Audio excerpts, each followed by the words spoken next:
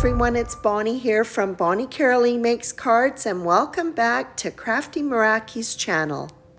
I have a pair of cards featuring the newly released Peony Parade.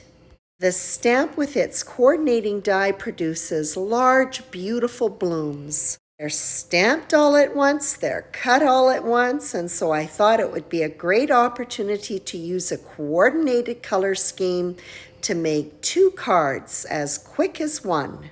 So here we go. I'll start by inking up my flowers.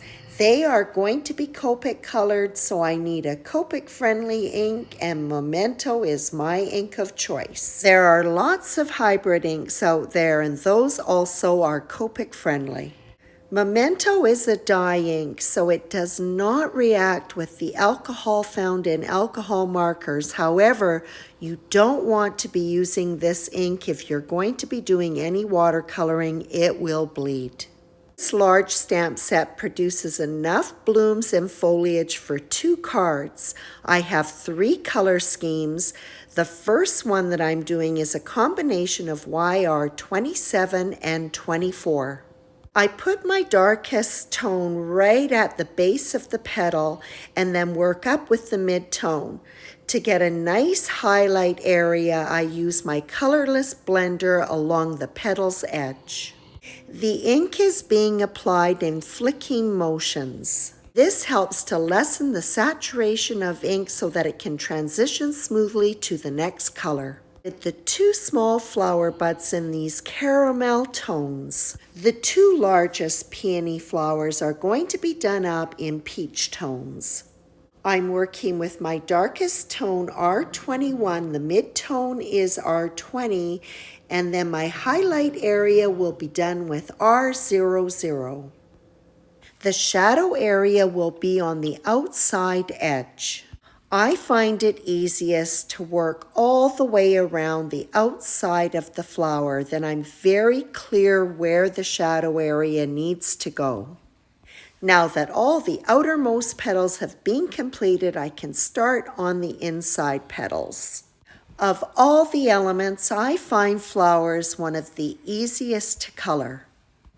I literally dissect a flower and work at it petal by petal. This style of Copic coloring is particularly easy because it's smooth and there's no texture that is being added.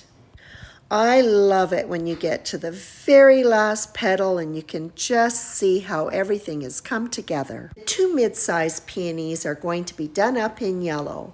I'm working with my darkest tone Y17, the mid-tone is Y13, and I'll be doing my highlight again with the colorless blender. For all of the flowers, the petals are cup-shaped.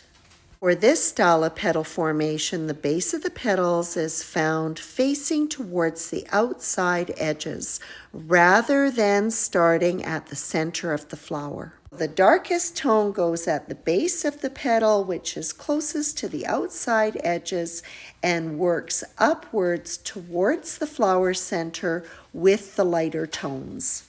I absolutely love peonies.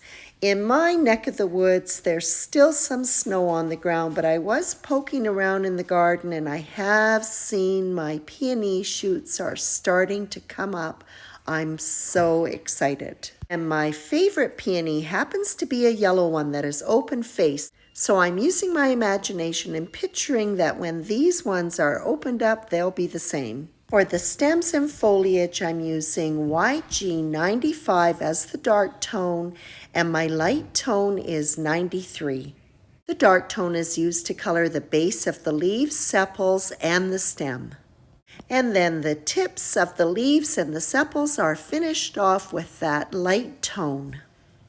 This is one of my favorite blending groups of greens. I really love that gray undertone that gives it a soft, muted appearance. So you saw that Peony Parade was stamped all at once, so of course it's die cut all at once as well. And you're not having to line up all of those individual dies. The time saving factor is huge. And another time saver is having a coordinated color scheme for the two cards. I'm working with a pretty peach cardstock and a very dark green one.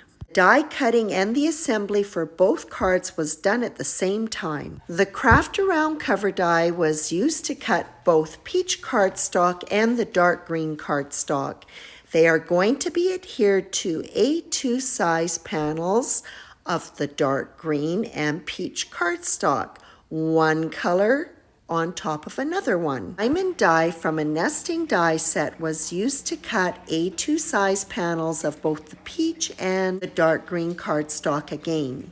Panels will be adhered to foam to make sure that none of that foam is going to be peeking around the edges. The foam was die cut with the next largest die in the nesting die set. After the card fronts were adhered to the foam, then I like to use large shears to remove the excess. Card front is then adhered to the craft around background. It is mounted onto a black A2 top folding card base. Create a frame for the diamond window opening. I used the same die that was used to cut the front panel and the next largest one taped together and cut gold matte cardstock. So I could have some flexibility positioning this frame around the opening, I did use Tombow adhesive. I let it dry completely until it was in its tacky and repositionable state. You may have noticed earlier that I had done my layout of my flowers and used press and seal to pick them up when I was showing all of the various elements that would go together to make this card. Press and seal is a great product if you don't trust yourself to remember how you've laid everything out initially. Well, that would be me sometimes. The adhesive has been added onto the elements and now I can just lay it out onto my card front. The press and seal is peeled up and there's one element that needs to be adhered, so I'll add in some more adhesive to get that secured in place.